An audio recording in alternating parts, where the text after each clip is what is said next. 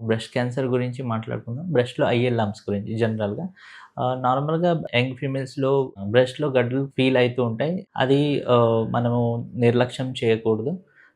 మనం every monthly self breast examination అని ఉంటది. అది ఆహ్, తెలుసుకోవాలి. దాని గురించి తెలుసుకోవాలి. సెకండ్ మనకు బ్రెస్ట్‌లో లంప్ ఎప్పుడైనా కనిపిస్తాయో మనం ఇమ్మీడియేట్‌గా డాక్టర్‌ని కన్సల్ట్ అవ్వాలి. యంగ్ ఏజ్‌లో మనకి నార్మల్‌గా ఫైబ్రోఅడినోమా వచ్చే ఛాన్సెస్ ఉంటాయి. ఫైబ్రోఅడినోమా దాంట్లో కూడా వెరైటీస్ ఉన్నాయి. కొన్నిసార్లు క్యాన్సర్ గూడా వచ్చే ఛాన్సెస్ ఉంటాయి బ్రెస్ట్‌లో.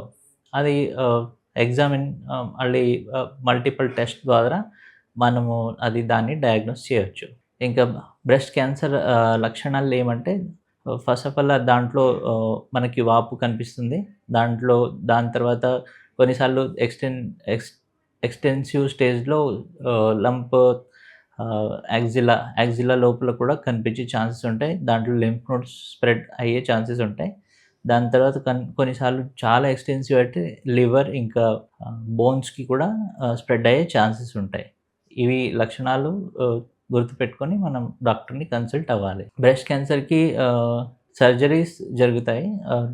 దానికి మనము రేడియోథెరపీ, కీమోథెరపీ వల్ల మన బ్రెస్ట్ క్యాన్సర్ ట్రీట్మెంట్ జరుగుతుంది.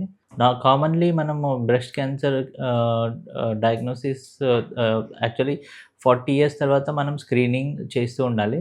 హై రిస్క్ పేషెంట్స్ అంటే వాళ్ళ మదర్‌కైనా వాళ్ళ ఆహ్, సమ్ రిలేటివ్స్‌కైనా బ్రెస్ట్ క్యాన్సర్ ఉంటే వాళ్ళు హై రిస్క్ పేషెంట్స్ అని అంటాము. వాళ్ళు స్క్రీనింగ్ ఆఫ్టర్ 40 ఇయర్స్ స్క్రీనింగ్ చేస్తుండాలి. సర్జరీ తర్వాత మనము నార్మల్‌గా సర్జరీ బ్రెస్ట్ క్యాన్సర్‌కి hmm, radical dissection, modified radical dissection అంటాం బ్రెస్ట్ క్యాన్సర్‌కి. మొత్తం బ్రెస్ట్ తీసేస్తాం. దాని తర్వాత మనకి ఒకవేళ నోడ్స్ అలా పాజిటివ్ వస్తే మనం కీమోథెరపీ, రేడియోథెరపీ అనేది ఉంటది.